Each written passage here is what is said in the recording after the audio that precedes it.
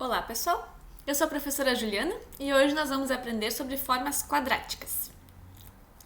Então, nós definimos uma forma quadrática em Rn como uma função definida em Rn, dada por q de x igual ao vetor x transposto vezes a vezes x, tá? Onde A é uma matriz simétrica.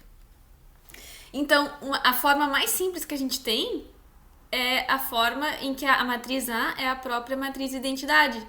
Porque daí o que fica isso, né? Isso aqui fica simplesmente o vetor x transposto vezes x, que nada mais é que o produto interno de x por x, e isso dá a norma ao quadrado, né? Então essa é a forma mais simples que a gente tem de uma forma quadrática. Mas nós podemos definir outras formas quadráticas usando outras matrizes simétricas. Então vamos ver esse exemplo aqui. Então eu quero calcular que forma quadrática é essa, onde A é essa matriz simétrica. Menos 3, 2 e 0 aqui no resto. Tá? Então é só fazer essa conta, né? O que vai ser? Q de x. Teremos o vetor x transposto. Então x vai ser um vetor de duas componentes. Então vou ficar aqui com x1, x2. A matriz A.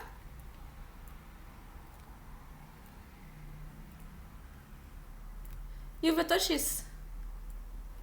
Aqui. Tá? Então é só a gente calcular esse produto de matrizes. Tá?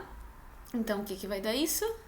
Eu vou primeiro multiplicar essa matriz aqui por esse vetor. Então eu vou ficar com menos 3x1 mais 0x2.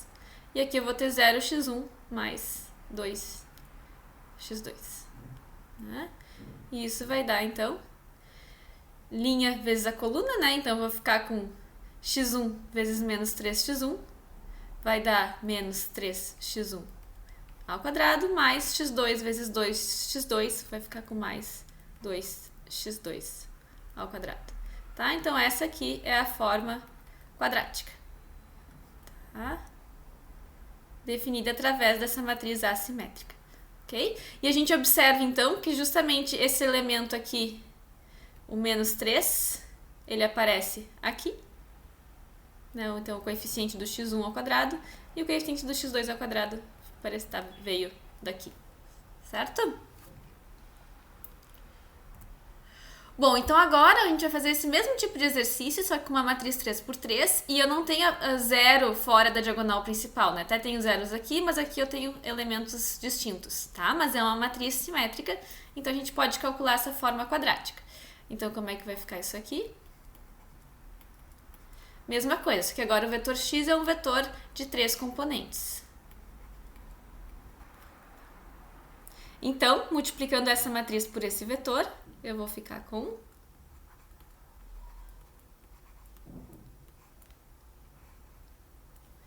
menos 3x1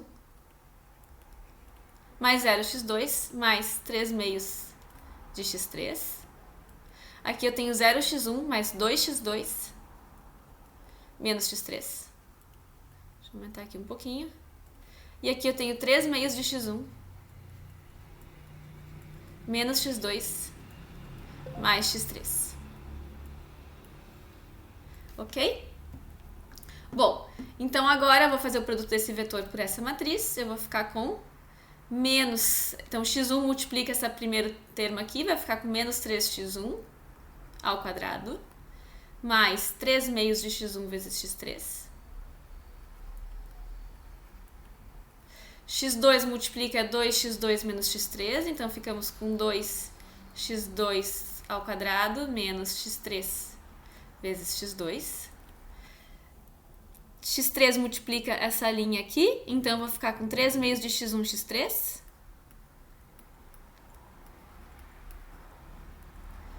Menos x3 vezes x2. E mais x3 ao quadrado. Tá? Então, o que a gente repara aqui? Deixa eu até ajeitar aqui, que aqui acabou ficando fora do quadro. Era 3 meios. Tá? O que nós temos aqui, por exemplo, deixa eu marcar, eu tenho aqui, ó, 3 meios de x1, x3, tá? E aqui também, né? Eles aparecem aqui duas vezes. E isso veio desse elemento aqui e desse aqui. Né? Esse aqui é o elemento que está na primeira linha e terceira coluna, e esse aqui terceira linha e primeira coluna, tá? Então, x1, x3, tá? Que mais? Nós temos esse elemento menos x3, x2, o coeficiente aqui é menos 1, e aqui ele se repete, né? E da onde veio esse coeficiente? Ele veio daqui, do elemento que está na segunda linha e terceira linha e segunda coluna, e esse aqui que está na segunda linha e terceira coluna, né? Tá? E o zero não está aparecendo, porque a gente teria aqui um termo 0, x1, x2, né? Que seria o termo que vem daqui. Tá?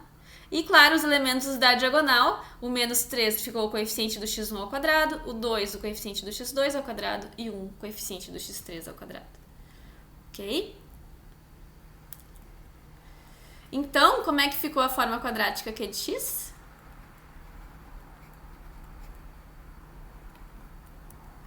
Eu fiquei com menos 3x1 ao quadrado mais 2x2 ao quadrado mais x3 ao quadrado.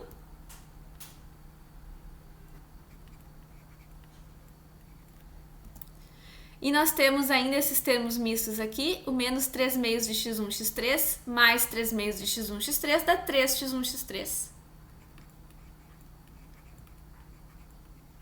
E ainda, menos x3, x2, menos x3, x2, dá menos 2x3, x2, tá? Esses termos aqui nós chamamos de termos cruzados, tá?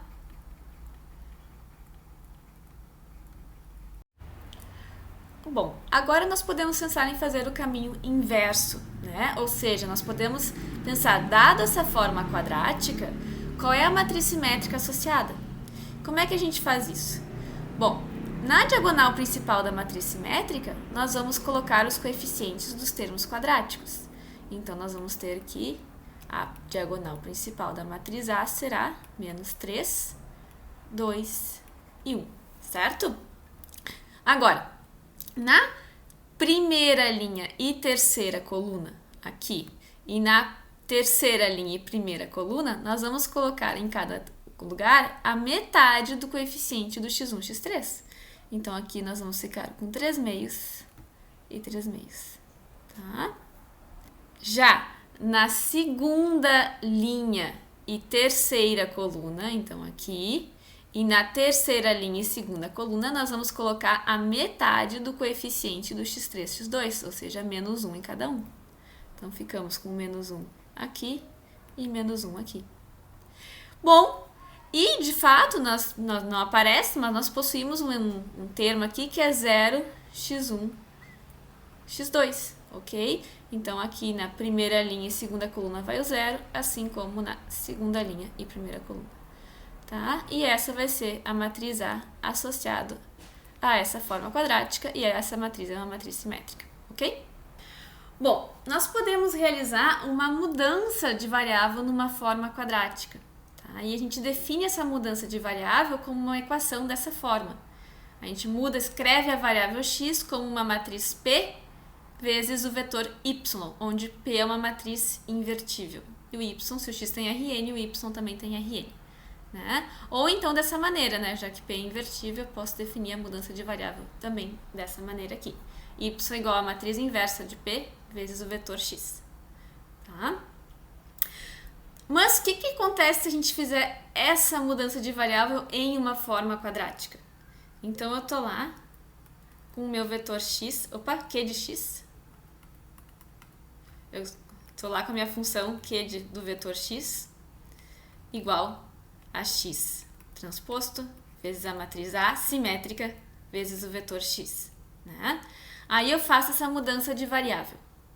Então, no lugar de x, eu vou escrever x igual a p vezes y. Então, eu vou ficar aqui com p y transposto vezes a vezes py. Tá? Eu só substituir o x por py. Deixa eu botar aqui. Fiz essa mudança de variável aqui. Ok? Bom, O que vai nos dar isso aqui, então?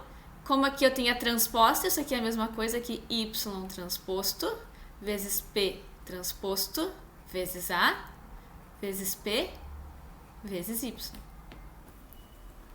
Então agora vamos pensar o seguinte: como nós estamos considerando A uma matriz simétrica, então se P for uma matriz ortogonal, nós podemos escrever A como P vezes a matriz diagonal vezes P transposta, certo? Porque A é diagonalizável por uma matriz ortogonal por ser uma matriz simétrica, tá? E lembrando que se P é ortogonal, então P é igual a P menos 1, né? Então, A é igual a P de P menos 1. E dessa forma, nós temos que a matriz D é igual a P menos 1 a P. Ou seja, né, como P, novamente, é uma matriz ortogonal, a gente sabe que a inversa é igual a transposta, nós temos que a matriz diagonal é igual a P transposta a P. Então, significa que esse termo aqui, nós podemos escrever ele simplesmente como a matriz diagonal D. Tá? E aí, dessa forma, nós temos que com essa mudança de variável, Q de x, ou melhor, agora posso escrever como uma Q de y, né? É igual a y transposto vezes a matriz D vezes y. Tá? E assim, a nossa forma quadrática agora não vai possuir termos cruzados, porque D é uma matriz diagonal. Então, agora nós temos o teorema dos eixos principais que diz exatamente isso. Seja A uma matriz simétrica n por n, então existe uma mudança de variável ortogonal x igual a py, que transforma a forma quadrática na forma quadrática y transposta dy, que não contém termos cruzados. Tá? Que é exatamente isso que nós fizemos agora. Ok? Então, vamos ao exemplo 4, que é o exemplo justamente onde a gente vai fazer esse procedimento. Encontrar uma mudança de variável que elimine o termo cruzado dessa equação. Ok? O termo cruzado está aqui, 4x1, x2. Tá? Bom, então vamos começar montando a matriz simétrica relacionada a essa forma quadrática Q de x aqui. Tá? Vou chamar de Q de x isso aqui. Então, qual seria a matriz A? A matriz A seria, ela teria na diagonal principal menos 5 e menos 2. E aqui eu tenho que dividir esse coeficiente por 2, então ficaria com 2. Tá? O que nós temos que fazer agora? Nós temos que encontrar quem são os autovalores dessa matriz, para encontrar quem são os autovetores associados a esses autovalores e encontrar essa matriz ortogonal, certo? Então, o que nós temos que fazer agora é resolver a equação característica, ou seja, a equação A menos, determinante de A menos lambda I igual a 0. Tá? Vou fazer aqui no próximo quadro. Então, A menos lambda I vai ser essa matriz aqui. Vamos calcular esse determinante e igualar isso a 0. Isso é igual a menos 5 vezes menos 2 dá 10. Menos 5 vezes menos lambda dá mais 5 lambda. Menos lambda vezes menos 2 mais 2 lambda. E menos lambda vezes menos lambda mais lambda ao quadrado. Menos aqui, 2 vezes 2, 4. E isso é igual a 0. Tá? Então, qual é a equação que nós ficamos? Lambda ao quadrado mais 7 lambda mais 10 menos 4, 6 igual a 0. Ok? Vamos usar a fórmula de Bhaskara para resolver essa equação. O lambda vai ser igual, aqui faltou um mais, a menos 7, mais ou menos, a raiz quadrada, 7 ao quadrado, dá 49, menos 4 vezes 1 vezes 6, dividido por 2 vezes 1, 2. Tá? Então, o lambda vai ser igual a menos 7, mais ou menos. Aqui vai dar 49 menos 24, isso vai dar 25, raiz quadrada de 25, 5 sobre 2. Então, nós vamos ter dois autovalores distintos, né? Um vai ser o autovalor lambda 1 igual a menos 7 mais 5, 2 sobre 2, menos 2, desculpa, sobre 2 menos 1. E o outro vai ser menos 7 menos 5, que dá menos 12, dividido por 2, menos 6. Tá? Bom, então vamos encontrar os autovetores associados a esses autovalores para a gente poder encontrar quem é aquela matriz P. Começar então com lambda 1 igual a menos 1. É o mesmo processo que nós fizemos no vídeo anterior. Então a gente vai resolver esse sistema linear, cuja matriz aumentada vai ser menos 5 menos menos 1 dá mais 1.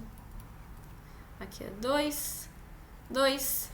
E agora menos 2 menos menos 1 vai dar menos 2 mais 1 também. E 0 aqui. Ok? Ou seja, essa matriz aumentada vai ficar menos 4, 2, 2 e menos 1, 0, 0. E aí é fácil de ver, né? Que essa linha aqui é múltipla dessa. Então, escalonando, nós ficaríamos com menos 2, menos 4, desculpa. Menos 4, 2 e 0 e 0, 0, 0. Tá? Ou seja, da primeira linha, nós temos que menos 4x1 mais 2x2 é 0.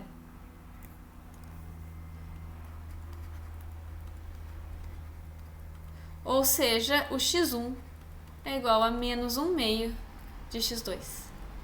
Tá? Então, claro, um vetor x que satisfaz essa equação é o vetor x da forma menos 1 meio de x2 e x2. E, portanto, eu posso tomar como autovetor o vetor menos 1 meio e 1. Tá? Esse autovetor é associado ao lambda 1 igual a menos 1. Agora vamos ao lambda 2 igual a menos 6. Então, eu vou copiar aqui a matriz A.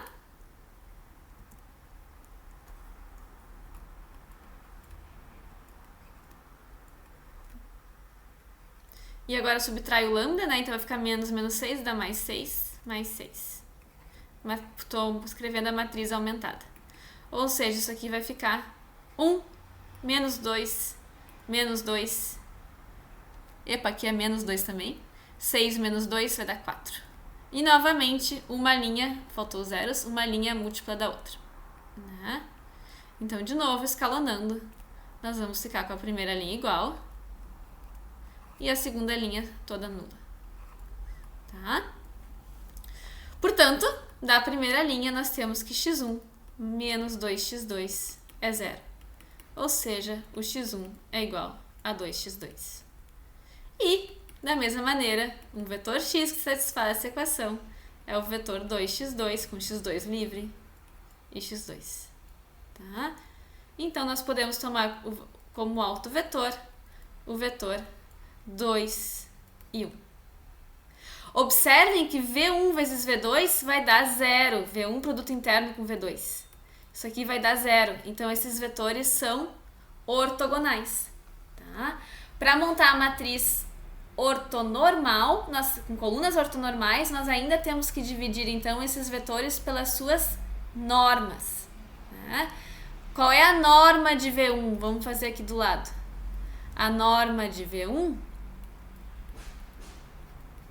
vai ser a raiz quadrada de menos 1 meio ao quadrado, que é 1 quarto, mais 1 ao quadrado, que é 1. Posso escrever 1 como 4 quartos, e isso vai dar 5 quartos. Raiz de 5 quartos, que é 5, raiz de 5 sobre 2. Essa é a norma do V1. Qual é a norma do V2? Vai ser a raiz quadrada de 2 ao quadrado, que é 4, mais 1 ao quadrado, que é 1. A norma do V2 é raiz de 5. Tá? Então, vamos tomar a matriz P. Vou escrever aqui. Na primeira coluna eu coloco o vetor V1 dividido pela sua norma. Menos 1 meio dividido por raiz de 5 sobre 2 vai dar menos 1 sobre raiz de 5. E 1 dividido por raiz de 5 sobre 2 dá o inverso. E na segunda coluna eu pego o vetor V2 dividido pela sua norma. Então, eu vou ficar com 2 sobre raiz de 5 e 1 sobre raiz de 5. Tá? Essa vai ser a nossa matriz P. Então, a mudança de variável será a mudança x igual a PY. tá? Nós podemos ver como é que ficou a forma quadrática associada a essa mudança de variável. Então, nós vimos que a função q de x, usando essa mudança de variável, vai ficar na forma y transposto vezes uma matriz diagonal vezes um vetor y. E a matriz diagonal, no caso, vai ser a matriz com os autovalores. Então, na diagonal principal e 0 no resto. Como é que vai ficar, então, a cara dessa nova função aqui, que vai depender agora de y, na verdade, né? Eu botei q de x, mas agora nós temos um y. Como é que vai ficar agora essa função? Nós já sabemos que a gente já fez essa conta no início da aula, né? Vai ficar menos y ao quadrado menos 6y2 ao quadrado. Tá? Então, essa vai ficar a nova variável. Na nossa equação, na verdade, a gente tinha uma equação, né? Então, a equação ficou assim. Fazendo essa mudança de variável, a equação era igual aqui a menos 10. Então, nós ficamos com essa equação com essa mudança de variável x igual a py. Então, eu quero mostrar para vocês uma figura aqui no GeoGebra, não sei se vocês conhecem o GeoGebra, que é o seguinte. Bom, então, o que nós estamos vendo aqui? Nós vamos observar que, quando nós estamos em duas dimensões, as formas quadráticas sempre vão dar elipses ou hipérboles, tá? Curvas que vocês viram lá no cálculo 1. Só que a diferença vai ser a seguinte. Essa curva em vermelho, ela é dada pela forma quadrática com termos cruzados. Então, vocês notem que ela não está centralizada nos eixos canônicos. Já a curva em azul, ela é dada pela forma quadrática sem termos cruzados, aquela que depende da variável y, que está associada à matriz diagonal. Tá? Então, quando nós temos termos cruzados, a nossa cônica, sendo uma elipse ou uma hipérbole, tá? Dependendo da equação, ela vai ficar centralizada em eixos que não são os eixos canônicos. Quem vai dar a direção desses eixos serão justamente os autovetores da matriz simétrica A. Tá?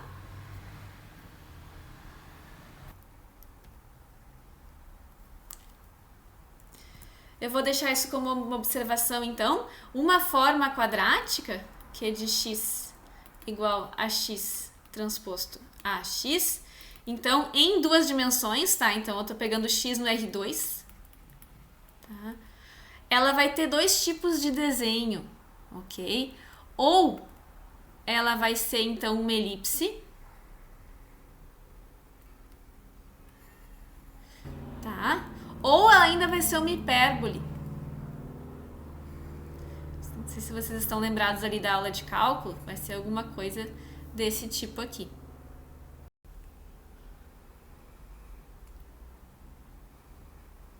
Tá? Isso se não tem termos cruzados, tá? Então, sem termos cruzados. Agora, quando tem termos cruzados, então nós podemos também ter uma elipse ou uma hipérbole, só que agora fora do eixo canônico, tá? Então, ficaria alguma coisa... Deixa eu desenhar aqui os eixos. Desculpa pelo meu desenho da elipse e da hipérbole, eu sei que tá bem tortinho.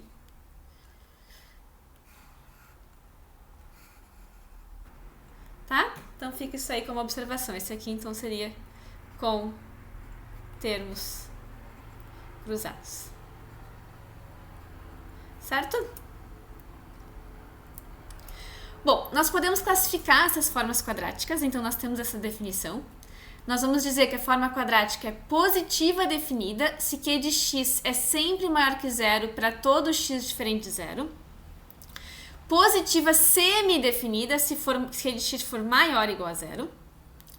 Negativa definida se q de x for menor que zero, para todo x diferente de zero. Negativa semi-definida se for menor ou igual. Tá, então só essa diferença.